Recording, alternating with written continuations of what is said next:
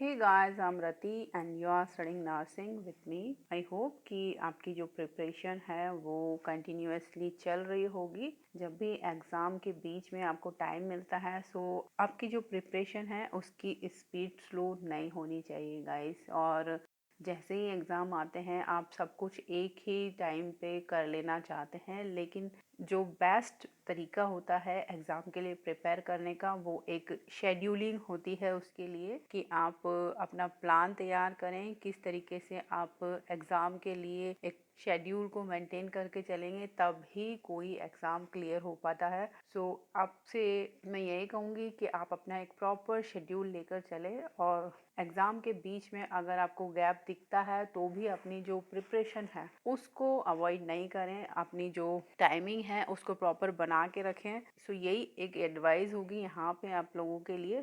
सो अगर आप इस तरीके से प्रिपेयर करते हैं तो डेफिनेटली आप एग्ज़ाम को क्रैक कर पाएंगे। एंड आज का हमारा टॉपिक है क्लोरीनेशन। क्लोरीनेशन का जो पॉइंट है, जो स्टेप है, वो काफ़ी इम्पॉर्टेंट स्टेप है वाटर प्यूरिफिकेशन प्रोसेस के अंदर। एंड ये लास्ट स्टेप होता है जब भी हम वाटर को प्यूरिफाई करते हैं। सो सबसे पहला जो स्टेप होता है वो वाटर को स्टोरेज करने का होता है, देन उसके बाद वाटर को फिल्टर किया जाता है एंड सबसे लास्ट में उसका क्लोरीनेशन किया जाता है एंड उसके बाद जो कम्युनिटी होती है उसके अंदर उसको सप्लाई किया जाता है। क्लोरीन एक ऑक्सीडाइजिंग एजेंट है। यहाँ पर ये iron, magnesium and hydrogen sulphide को ऑक्सीडाइज करता है एंड जो टेस्ट होता है उसको डिस्ट्रॉय करता है एंड ऑर्डर जो प्रोड्यूसिंग कंपाउंड्स होते हैं वाटर के अंदर उनको भी ये डिस्ट्रॉय करता है। सो यहाँ पर जब भी हम क्लोरीन को यूज़ करेंगे तो उसका जो एक्शन होगा वो किस तरीके से होगा, ये जो इक्वेशन है इसके थ्रू हम यहाँ पे समझते हैं। यहाँ पे सबसे पहले H2O प्लस क्लोराइड आयन को हम यूज़ करेंगे। सो वाटर के साथ अगर हम क्लोरीन को यूज़ कर रहे हैं सो यहाँ पे जो फॉर्मेशन होगा वो HCl plus HOCl। HOCl means यहाँ पे हाइपोक्लोरस एसिड है। ये हाइपोक्लोरस एसिड है, ये ही मेन यहाँ पे कंटेंट है। एंड फर्दर अगर ये और ब्रेक डाउन होता है हाइपोक्लोरस एसिड, सो ये टूटेगा हाइड्रोजन प्लस OCl के अंदर। सो ये कहलाता है हाइपोक्लोराइट। सो इस तरीके से कुछ इसकी इक्वेशन फॉर्म होती है जब भी हम इसको वाटर के साथ ऐड करते हैं। एंड यहाँ पे जो सबसे इम्पॉर्टेंट टर्म आपको देखने को मिलेंगी वो कुछ इस तरीके से हो सकती हैं, like chlorine demand of water क्या होता है, या फिर ब्रेक पॉइंट, या फिर फ्री रेसिडुअल क्लोरीन। सो ये कुछ टर्म है, इनका हमें पता होना चाहिए क्योंकि एग्जाम में कभी कभी डेफिनेशन डायरेक्ट दे दी जाती है एंड ऑप्शंस के रूप में आपको कुछ टर्मिनोलॉजी दी जाती है। सो वहाँ पे आपको करेक्ट टर्मिनोलॉजी चूज करनी होती है उस डेफिनेशन से रिलेटेड। सो यहाँ पर जो फर्स्ट टर्म है हमारे पास वो है chlorine demand of water.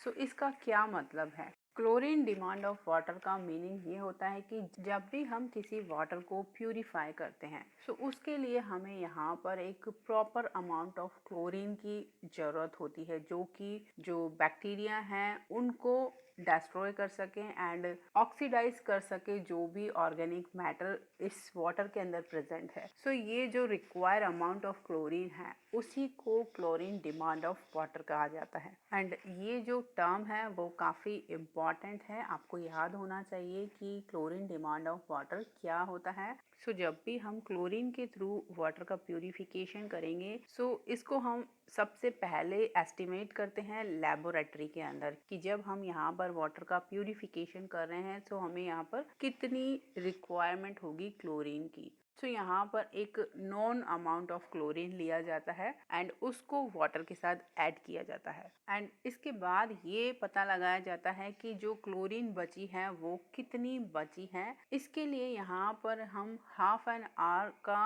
Time period decide करते हैं। उसके बाद ये चेक किया जाता है कि जो रिमेनिंग क्लोरीन है वो कितनी है। सो इससे यहाँ पर हमें जो डिफरेंस है दो वैल्यूज़ के बीच में वो मिल जाएगा। मीन्स जो हमने पहले क्लोरीन यूज़ की है वो हमें पता है यहाँ पर, और जो बाकी क्लोरीन बची है वो हमें यहाँ पर पता होगा। सो इन दोनों के बीच का जो डिफरेंस है that is chlorine demand of water. So इस तरीके से हम जो क्लोरीन डिमांड ऑफ वाटर है उसको कैलकुलेट करते हैं यहाँ पर। नेक्स्ट जो टर्म है वो है ब्रेक पॉइंट। ये भी काफ़ी देखने को मिलता है एग्ज़ाम में। सो ब्रेक पॉइंट का जो मीनिंग है वो यही है कि जिस पॉइंट पर क्लोरीन की जो डिमांड है वो फुल्ली कंप्लीट हो जाती है, सो उसी पॉइंट को ब्रेक पॉइंट कहा जाता है। एंड जब इस ब्रेक पॉइंट के बाद भी अगर क्लोरीन को ऐड किया जाता है इस ब्रेक पॉइंट से परे, सो यहाँ पर फ्री क्लोरीन अपीयर होगी वाटर के अंदर। सो इस तरीके से हम ब्रेक पॉइंट को डिफाइन कर सकते हैं। जो पॉइंट है जिस पर क्लोरीन का डिमांड कंप्लीट हो जाता है वाटर का, उसी पॉइंट को ब्रेक पॉइंट कहा जाता है। एंड अगेन सबसे लास्ट और इम्पॉर्टेंट डेफिनेशन है फ्री रेजिडुअल क्लोरीन। सो जब भी हम वाटर प्यूरिफिकेशन को प्रैक्टिस में लाते हैं, सो यहाँ पे एक स्मॉल अमाउंट ऑफ क्लोरीन को ऐड किया जाता है, और ये जो स्मॉल अमाउंट ऑफ क्लोरीन होता है इसी को फ्री रेजिडुअल क्लोरीन कहा जाता है। एंड फ्री रेजिडुअल क्लोरीन कितना होना चाहिए ये भी एक इम्पॉर्टेंट क्वेश्चन फॉर्म होता है। सो जब भी हम इस तरीके का क्लोरीन को यूज में लाते हैं as a free residual chlorine, so यहाँ पर इसका जो अमाउंट होता है वो 0.5 mg पर लीटर होता है, और वो भी at the end of 1 hour after chlorination.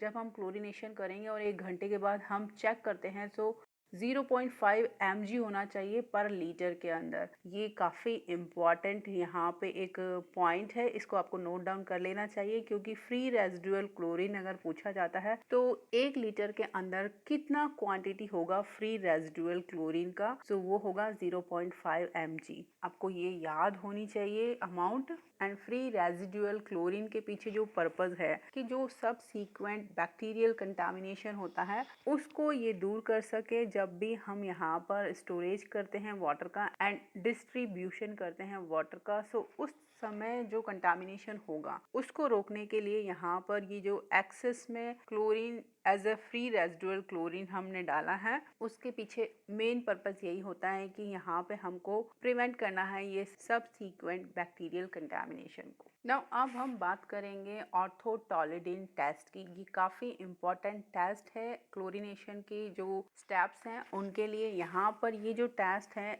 इसको जब हम परफॉर्म करते हैं तो इसका मेन पर्पस यही होता है कि जो फ्री रेजिडुअल क्लोरीन है वो कितना अमाउंट में है, इससे ये हम चेक करते हैं। सो जब भी हम इस टेस्ट को परफॉर्म करेंगे सो यहाँ पे हमको 0.1 ml ऑफ ऑर्थो-टॉलिडीन को यूज करना है, और 1 ml ऑफ सैंपल वाटर, जो भी हम वाटर को टेस्ट कर रहे हैं उसका 1 ml होगा एंड ऑर्थो-टॉलिडीन का 0.1 ml होगा एक स्मॉल ट्यूब के अंदर। एंड फिर यहाँ पर इनकी जो मिक्सिंग होती है उसके बाद यहाँ एक कलर फॉर्म होता है, वो कलर होगा येलो कलर। अगर यहाँ पर क्लोरीन की प्रेजेंस है तो ये कलर होगा येलो, एंड इसको फिर हम जो सीरीज ऑफ कंपैरेटर्स होते हैं उनके साथ में मैच करते हैं इस येलो कलर को कि ये जो कलर है वो कितना इसका शेड है, किस शेड के साथ ये मैच कर रहा है, ये यहाँ पर इस सीरीज के साथ हमको मैच करना होता है। एंड जब भी हम इस तरीके से फ्री रेजिडुअल क्लोरीन को चेक करेंगे ऑर्थो-टॉलिडीन टेस्ट के थ्रू, सो यहाँ पर हमें जो रीडिंग है विदिन 10 मिनट्स हमें इसको लेना होगा, क्योंकि ये बहुत ही सेंसिटिव टेस्ट है। सो ये हमें ध्यान रखना है कि रीडिंग को हमें विदिन 10 मिनट्स ही लेना होगा। एंड जब भी हम डिसइंफेक्शन करेंगे वाटर का क्लोरीन के साथ में, सो यहाँ पर हम इसको किसी भी फॉर्म में यूज़ कर सकते हैं, चाहे वो क्लोरीन गैस हो या फिर क्लोरेमाइन हो या फिर परक्लोरोन और हाई टेस्ट हाइपोक्लोराइड भी इसको हम कहते हैं, या फिर ब्लीचिंग पाउडर। सो ये 4 मेजर फॉर्म है, किसी भी रूप में हम इनको यूज़ कर सकते हैं वाटर को डिसइंफेक्ट करने के लिए। एंड इन सब में जो बेस्ट ऑप्शन है या फर्स्ट चॉइस जिसको हम कह सकते हैं वो क्लोरीन गैस है। जब भी हमें लार्ज क्वांटिटी पे वाटर का प्यूरिफिकेशन करना है तो हम क्लोरीन गैस के थ्रू करते हैं, क्योंकि ये बहुत ही चीप है और इसका जो एक्शन है वो बहुत ही क्विक मिलता है हमें, और ये एफिशिएंट है, इजी टू अप्लाई है, इसीलिए हम इसको यूज करते हैं as a water purification agent. So chloronome जो डिवाइस है वो काफ़ी ईजी हो जाता है जब हम उसको यूज़ करते हैं। ये हेल्प करता है क्लोरीन गैस को मेज़र करने के लिए एंड कितना करेक्ट डोज हम यूज़ कर सकते हैं, जो भी वाटर को हमें प्यूरिफाई करना है उसके लिए। इस वजह से इसको यूज़ किया जाता है। अब ये जो टॉपिक है वो कंप्लीट होता है यहाँ पर। एंड अगर आपकी कोई क्वेरी है तो नीचे कमेंट बॉक्स में आप कमेंट कर सकते हैं। आई होप कि ये इन्फॉर्मेशन आपके लिए यूज़फुल रहेगी for your upcoming exam. And information अगर आपको यूज़फुल लगती है so guys please like the video and share on different social media platform. Till then take care, keep studying and bye bye.